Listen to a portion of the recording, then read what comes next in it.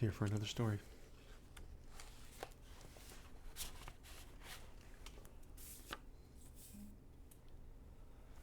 This story is called The Doom That Came to Sarnath. There is, in the land of Manar, a vast, still lake that is fed by no stream, and out of which no stream flows. 10,000 years ago there stood by its shore the mighty city of Sarnath, but Sarnath stands there no more. It is told that in the immemorial years when the world was young, before ever the men of Sarnath came to the land of Manar, another city stood beside the lake, the grey stone city of Ib, which was old as the lake itself, and peopled with beings not pleasing to behold. Very odd and ugly were these beings, as indeed are most beings of a world yet inchoate and rudely fashioned. It is written on the brick cylinders of Cadatharon that the beings of Ib were in hue as green as the lake and the mists that rise above it. They had bulging eyes, pouting, flappy lips, and curious ears, and were without voice. It is also written that they descended one night from the moon in a mist, they and the vast still lake and grey stone city Ib. However this may be, it is certain that they worshipped a sea-green stone idol, chiseled in the likeness of Bokrug, the great water lizard, before which they danced horribly when the moon was gibbous. And it is written in the papyrus of Ilarnek that they one day discovered fire, and thereafter kindled flames on many ceremonial occasions. But not much is written of these beings, because they lived in very ancient times, and man is young, and knows but little of the very ancient living things. After many eons, man came to the land of Manar, dark shepherd folk with their fleecy flocks, who built Thra, Ilarnek, and Cadatharon on the winding river Ai. And certain tribes, more hardy than the rest, pushed on to the border of the lake and built Sarnath at a spot where precious metals were found in the earth. Not far from the grey city of Ib did the wandering tribes lay the first stones of Sarnath, and at the beings of Ib they marveled greatly. But with their marveling was mixed hate, for they thought it was not meant that beings of such aspect should walk about the world of men at dusk. Nor did they like the strange sculptures upon the grey monoliths of Ib, for those sculptures were terrible with great antiquity. Why the beings and the sculptures lingered so late in the world, even until the coming of men, none can tell, unless it was because the land of Manar is very still, and remote from most other lands, both of waking and of dream. As the men of Sarnath beheld more of the beings of Ib, their hate grew, and it was not less because they found the beings weak and soft as jelly to the touch of stones and spears and arrows. So one day the young warriors, the slingers, and the spearmen, and the bowmen marched against Ib and slew all the inhabitants thereof, pushing the queer bodies into the lake with long spears, because they did not wish to touch them. And because they did not like the grey sculptured monoliths of Ib, they cast these also into the lake, wondering from the greatness of the labor however the stones were brought from afar, as they must have been, since there is naught like them in all the land of Manar, or in the lands adjacent. Thus, of the very ancient city of Ib was nothing spared save the sea-green stone idol chiseled in the likeness of Bokrug, the water lizard. This the young warriors took back with them to Sarnath as a symbol of conquest over the old gods and beings of Ib and a sign of leadership in Manar. But on the night after it was set up in the temple, a terrible thing must have happened. For weird lights were seen over the lake, and in the morning the people found the idol gone, and the high priest Taran-ish lying dead, as from some fear unspeakable. And before he died, Taran-ish had scrawled upon the altar of chrysolite with coarse, shaky strokes the sign of doom. After Taran-ish there were many high priests in Sarnath, but never was the sea-green stone idol found. And many centuries came and went, wherein Sarnath prospered exceedingly, so that only priests and old women remembered what Taran-ish had scrawled upon the altar of chrysolite. Betwixt Sarnath and the city of Ilarnek arose a caravan route, and the precious metals from the earth were exchanged for other metals, and rare cloths, and jewels, and books, and tools for artificers, and all things of luxury that are known to the people who dwell along the winding river Ai and beyond.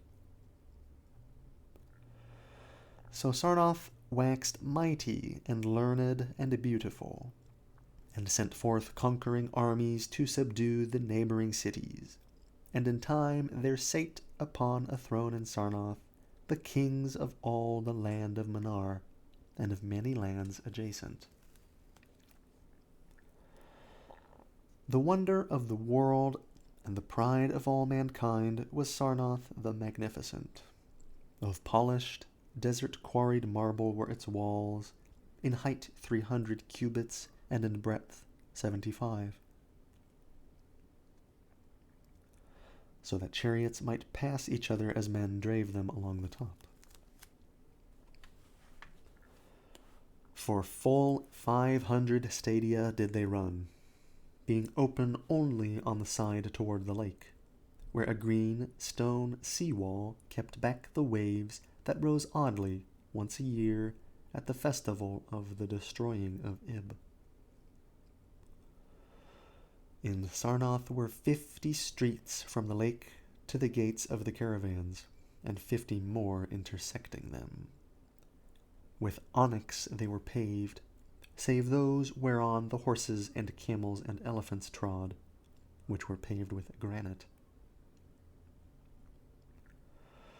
And the gates of Sarnath were as many as the landward ends of the streets, each of bronze and flanked by the figures of lions and elephants carven from some stone no longer known among men. The houses of Sarnath were of glazed brick and chalcedony, each having its walled garden and crystal lakelet. With strange art they were builded, for no other city had houses like them, and travelers from Thra and Ilarnek and Kadatheron marveled at the shining domes wherewith they were surmounted. But more marvelous still were the palaces and the temples, and the gardens made by Zokar, the olden king. There were many palaces, the least of which were mightier than any in Thra or Ilarnek or Kadatheron. So high were they that one within might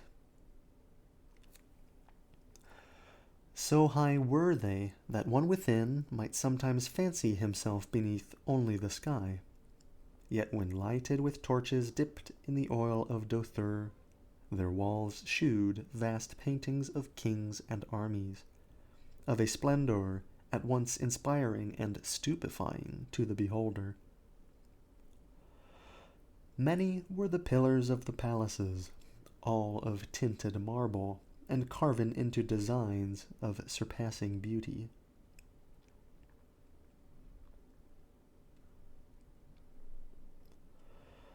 And in most of the palaces the floors were mosaics of beryl and lapis lazuli and sardonyx and carbuncle and other choice materials, so disposed that the beholder might fancy himself walking over beds of the rarest flowers.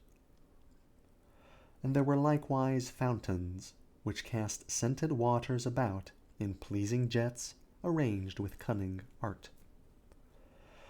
Outshining all others was the palace of the kings of Manar and of the lands adjacent. On a pair of golden crouching lions rested the throne, many steps above the gleaming floor, and it was wrought of one piece of ivory, though no man lives who knows whence so vast a piece could have come.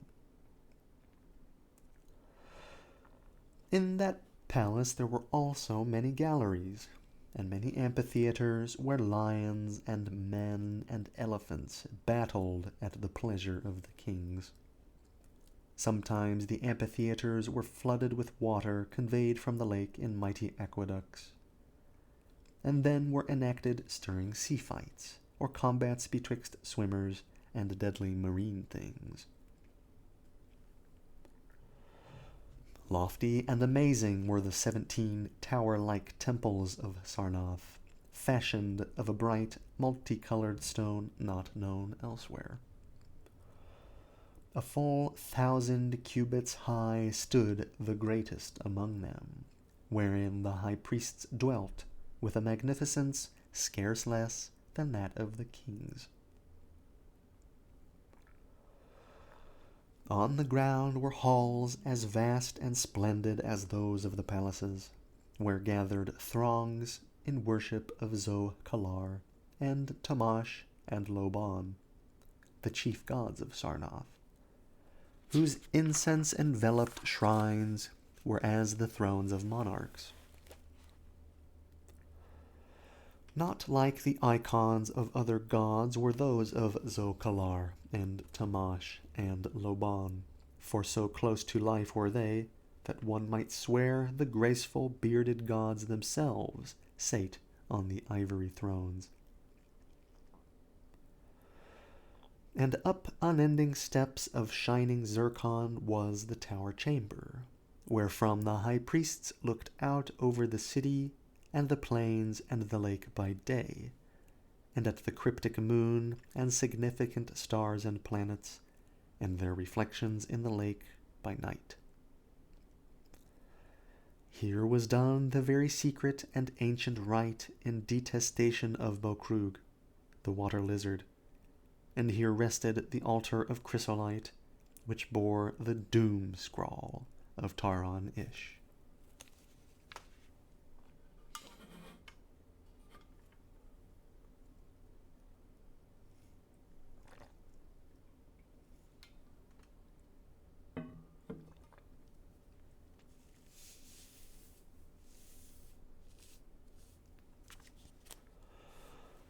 Wonderful likewise were the gardens made by Zokar, the olden king. In the center of Sarnath they lay, covering a great space and encircled by a high wall. And they were surmounted by a mighty dome of glass, through which shone the sun and moon and stars and planets when it was clear, and from which were hung fulgent images of the sun and moon and stars and planets when it was not clear.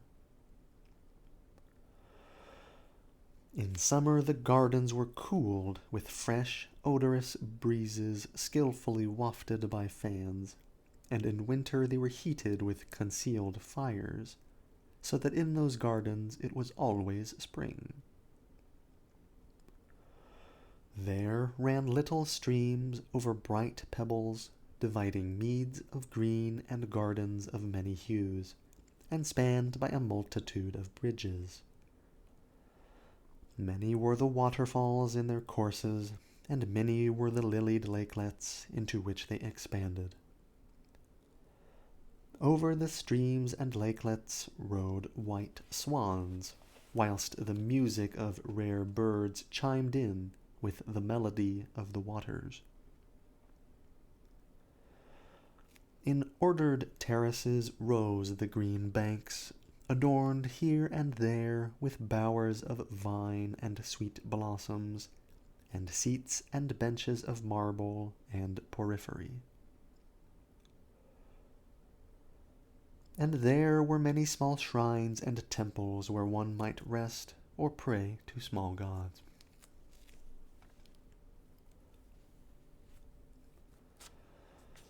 Each year there was celebrated in Sarnath the feast of the destroying of Ib, at which time wine, song, dancing, and merriment of every kind abounded.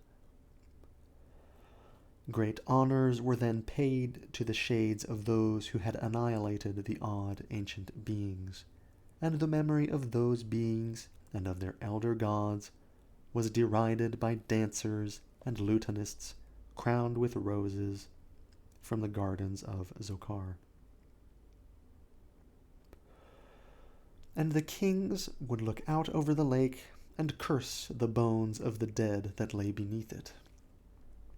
At first the high priests liked not these festivals, for there had descended amongst them queer tales of how the sea-green icon had vanished, and how Taran-Ish had died from fear and left a warning. And they said that from their high tower they sometimes saw lights beneath the waters of the lake. But as many years passed without calamity, even the priests laughed and cursed and joined in the orgies of the feasters. Indeed, had they not themselves, in their high tower, often performed the very ancient and secret rite in detestation of Bokrug, the water lizard? And 1,000 years of riches and delight passed over Sarnath, wonder of the world and pride of all mankind. Gorgeous beyond thought was the feast of the 1,000th year of the destroying of Ib. For a decade had it been talked of in the land of Manar, and as it drew nigh there came to Sarnath on horses and camels and elephants, men from Thra, Ilarnek, and Cadatharon, and all the cities of Manar and the lands beyond.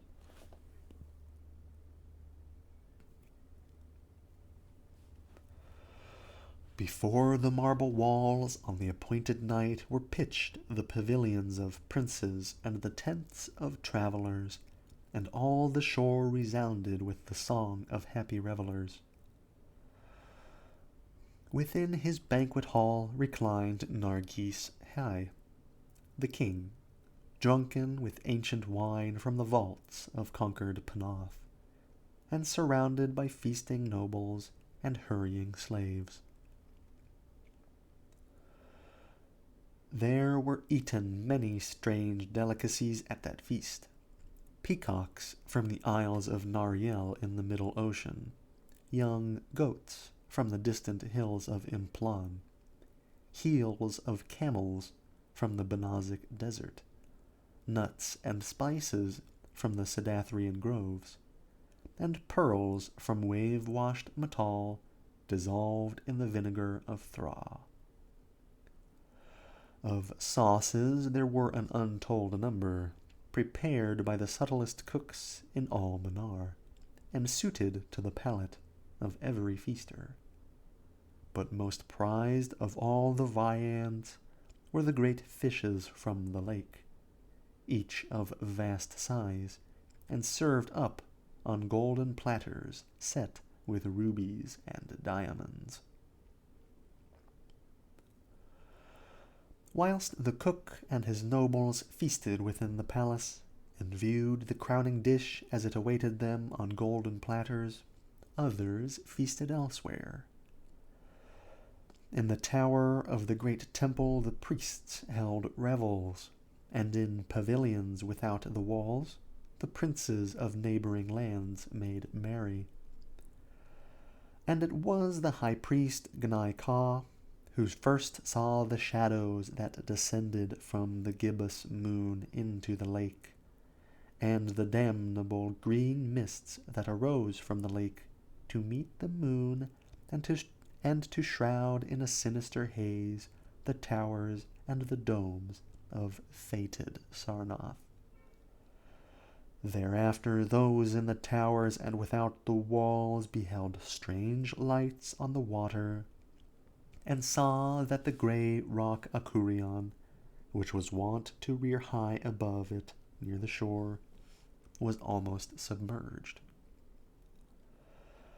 And fear grew vaguely yet swiftly, so that the princes of Ilarnok and of far Rokal took down and folded their tents and pavilions, and departed for the river Ai, though they scarce knew the reason for their departing. Then, close to the hour of midnight, all the bronze gates of Sarnath burst open, and emptied forth a frenzied throng that blackened the plain, so that all the visiting princes and travelers fled away in fright. For on the faces of this throng was writ a madness born of horror unendurable, and on their tongues were words so terrible that no hearer paused for proof. Men whose eyes were wild with fear shrieked aloud of the sight within the king's banquet hall, where through the windows were seen no longer the forms of Nargis High and his nobles and slaves, but a horde of indescribable green, voiceless things with bulging eyes, pouting, flabby lips, and curious ears, things which danced horribly, bearing in their paws golden platters set with rubies and diamonds, containing uncouth flames. And the princes and travelers, as they fled from the doomed city of Sarnath on horses and camels and elephants, looked again upon the mist-begetting lake, and saw the grey rock Akurion was quite submerged. Through all the lands of Manar and the lands adjacent spread the tales of those who had fled from Sarnath, and caravans sought that accursed city and its precious metals no more. It was long ere any traveller went thither, and even then only the brave and adventurous young men of distant Falona dared make the journey. Adventurous young men of yellow hair and blue eyes, who are no kin to the men of Manar. These men indeed went to the lake to view Sarnath, but though they found the vast still lake itself, and the grey rock Akurion, which rears high above it near the shore, they beheld not the wonder of the world and pride of all mankind. Where once had risen walls of 300 cubits, and towers yet higher, now stretched only the marshy shore, and where once had dwelt 50 millions of men, now crawled only the detestable green water lizard. Not even the mines of precious metal remained, for doom had come to Sarnath.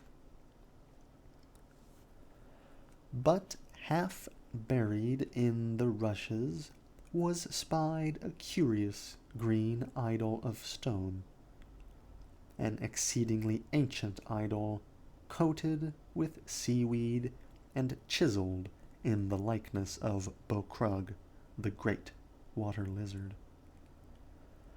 That idol, enshrined in the high temple at Ilarnok, was subsequently worshipped beneath the gibbous moon throughout the land of Manar.